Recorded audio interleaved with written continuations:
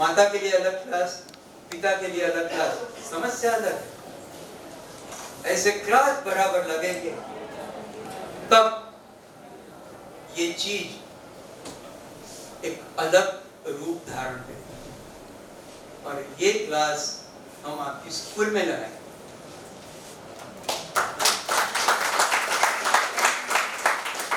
तो एक बीज डाला है, उसका एक वटवृक्ष बनने वाला है। और अगर आप लोग सहकार देते हैं तो इलाहाबाद का जो त्रिवेणी संगम का मॉडल है वो पूरे विश्व में, मेरे शब्द लिख कर, पूरे विश्व में ये प्रथम होगा कि ये स्कूल टाइप 1 डायबिटीज एजुकेशन के लिए सब आगे हैं। और अगर आप तैयार हैं तो यूएस विटामिन का नेशनल डायबिटीज एजुकेशन प्रोग्राम को टाइप 1 करके होता है, वो हम लाएंगे। और उसमें आपको ऑफिशियल सर्टिफिकेट मिलेगा। तो नहीं तो यहाँ कोई भी जाएगा, बोलता है ये वाला पिला दे अच्छा हो जाएगा, न रहेगा बांस न बजेगी बांसुरी, वाला पिलाने वाला ही जाएगा। ऐसे मत करो। ये खतरनाक बीमारी नहीं है, ये जानलेवा बीमारी नहीं है। ये अलग स्वरूप धारण करके आपके पास आई है। और जब ईश्वर कुछ देता है, बड़ी चुनौती देता है, तो वो बड़ी चुनौती स्वीकारने का पात्र भी वो बड़ा करता है। वो पात्र है हमारा मन और जहन। मैं मन से बड़ा हूं, जहन से बड़ा होना। और कॉस्टली बीमारी है, तो उसके लिए मेरा दूसरा एक सुझाव है। भावनगर में एक संस्था है जहाँ मंद बुद्धि वाले बालकों को वो लोग इकट्ठा करके कहानियां कहते हैं, खेलते हैं और पिरोना सिखाते हैं। उसकी माला तैयार होती है और ये तैयार होते हैं क्या, और पूरा दिन वो लोग काम करते हैं। और उससे जो पैसा आता है, खास करके कॉर्पोरेट उनसे ये गिफ्ट दी जाती है। और कैसे 1 लाख का ऑर्डर, 2 लाख का ऑर्डर, ऐसा सारे बच्चे प्रेम से ये काम करते हैं। और चैलेंज होते हुए भी वो अपने घर में आर्थिक सहायता करते हैं। तो mark and money we can balance. तो हमें 2 प्रकार से ये बच्चों को स्वतंत्रता दिलानी है। एक स्वास्थ्य का स्वातंत्र्य और एक पैसे का स्वातंत्र्य, क्योंकि इसमें खर्चा। जब बच्चा अपनी आमदनी खड़े करेगा तो उसे आप विकलांग कहेंगे कि दिव्यांग कहेंगे। बाकी का कोई बच्चा अपना पॉकेट मनी नहीं बनाता है। ये बच्चा तो अपना पॉकेट मनी और अपना इंसुलिन और चेकिंग मनी खुद बनाता है। तो ऐसी परिस्थिति भी आप स्कूल के माध्यम से खड़ी कर सकते हैं। तो आज मैंने आपको बहुत सारे आयाम दिए हैं। एक भी लग जाए, एक भी लग जाए तो वो यहां से लगेगा।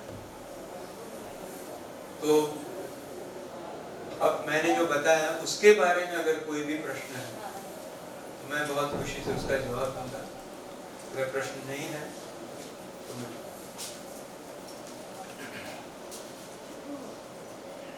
किसी को कोई प्रश्न? एक मिनट भाई साहब, यहाँ से फिर उनके ऐसे फिर बात। थैंक यू डॉक्टर दलाल, आपने बहुत अच्छी बातें बताई। जो ये प्रॉब्लम हम लोग ऐसे स्कूल में फेस करते हैं, आपने बहुत इजीली कह दिया कि स्टैम्प पेपर पर लिख के पेरेंट को ये देना है। बट यू नो हमारी अपनी स्कूल डायरी जो है, उस स्कूल डायरी में हम लोग एक पेज अलॉट करते हैं जहां हम बच्चे के मेडिकल हिस्ट्री की डिमांड करते हैं कि अगर बच्चे को किसी चीज़ से एलर्जी है और बच्चे का हम उसमें ब्लड ग्रुप जानना चाहते हैं कि सपोज स्कूल में चोट लग जाए या कोई ऐसी स्थिति हो तो वो हमें बताएं। और या जनरल कोई भी मेडिकेशन के अंडरवुड है तो वो चीज़ें हम उनसे डिमांड करते हैं। लेकिन सरप्राइजिंगली आपको ये बताऊं तो बड़ा दुख होगा कि पेरेंट्स ऐसा नहीं करते हैं। और यही वजह है कि आज हम लोग यहाँ पे आए हैं। ये आपके माध्यम से, आपके सेंटर से मुझे पता चला कि मेरे स्कूल में एक बच्चा ऐसा है। और पूछिए, मैं मैडम प्रीति से और उनसे लगातार उसको ढूंढवाना चाह रही थी कि ऐसा कौन सा बच्चा है जो मेरे स्कूल में ऐसा है। तो पता चला कि वो उसके निक नेम से वो ट्रीटमेंट ले रहे हैं। आई डोंट नो कि वो शायद यहाँ प्रेजेंट भी है, लेकिन वो बच्चे का आपके यहाँ जो रिकॉर्ड है वो उसके निक नेम से, जो उसका घर का नाम है उससे है, और मेरे स्कूल में उसका नाम दूसरा रजिस्टर है। लेकिन फ़ोन नंबर से मैंने उसको आइडेंटिफाई किया और हम लोगों ने ये चीज़ पता की। तो ये एक जो हमारे सामने चैलेंज है, इसके लिए आप मुझे लगता है कि आप पेरेंट्स को इंसिस्ट करें कि आप वहाँ जाके इस चीज़ को इन्फॉर्म करके मेरे पास लाइए कि आपने प्रिंसिपल को इन्फॉर्म किया है कि नहीं किया है। ये टू वे हमको करना पड़ेगा कि डॉक्टर्स अगर ऐसा कर। मैं आपको समाधान अभी कर जी, थैंक यू। पहला जवाब है जो हम बोल चुके हैं कि हमेशा समस्या से समाधान बड़ा होता है।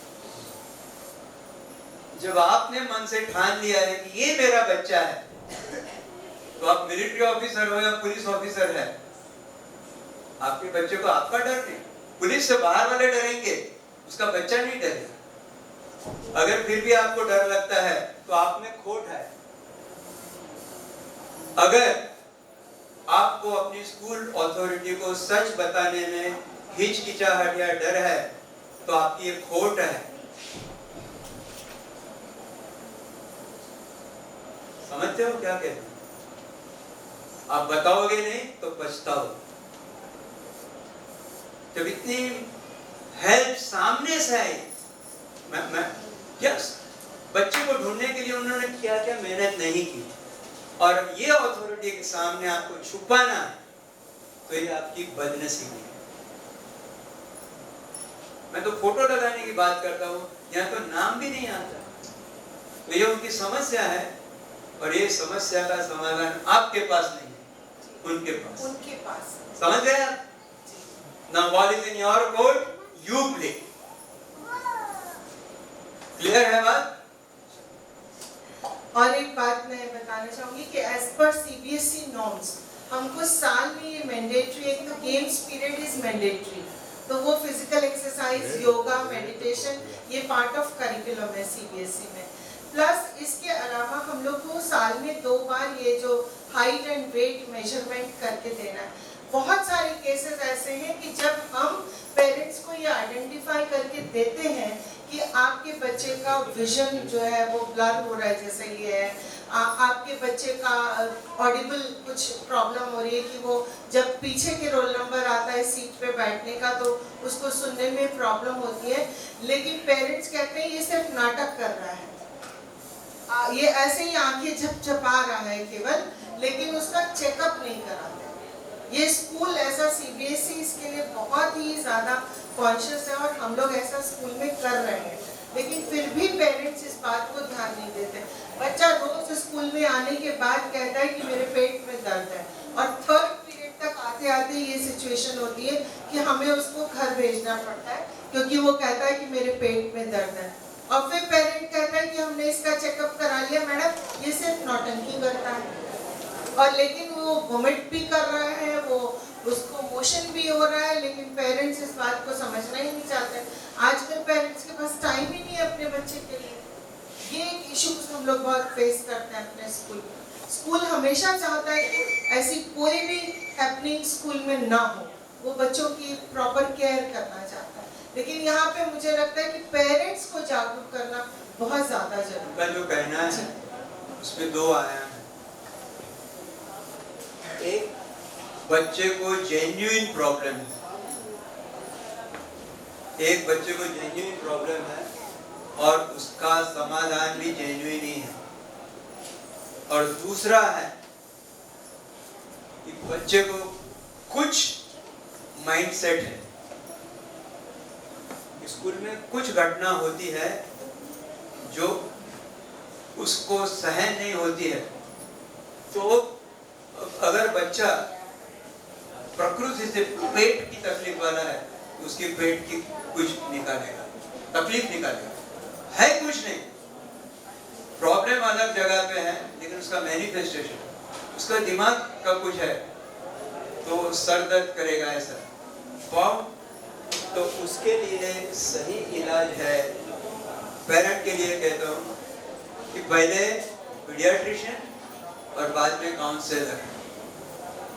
पीडियाट्रिशियन और काउंसलर, कुछ चीज ऐसी है बच्चा माँ बाप को नहीं बोल सकता है, तो वो अंदर दब के इस माध्यम से बाहर निकलती है। तो कभी भी हमारे मेडिकल साइंस का तो नियम है, first physical and then mental. Physical rule out करो प्रॉपर चेकिंग और टेस्ट से, और बाद में फिर भी नहीं मिलता है तो वही डॉक्टर की मदद लेकर काउंसलर के पास में जाना है, कि वो काउंसलर को बताएगा कि हमने ये सब चेकिंग किया है और मुझे ये सस्पिशन है। तो ये बहुत इम्पोर्टेंट मुद्दा है, क्योंकि बच्चा है, उसके साथ डायबिटीज है। डायबिटीज को बच्चा नहीं हुआ, बच्चे को डायबिटीज, यानी बच्चे का इलाज और साथ में डायबिटीज का इलाज, और दोनों का साथ में। Am I very clear? Sir एक चीज मैं और यहाँ ऑडियंस को बताना चाहती हूँ कि एज पर CBSE जो स्किल सब्जेक्ट्स है, तो Shri Mahaprabhu public school from class 9th onward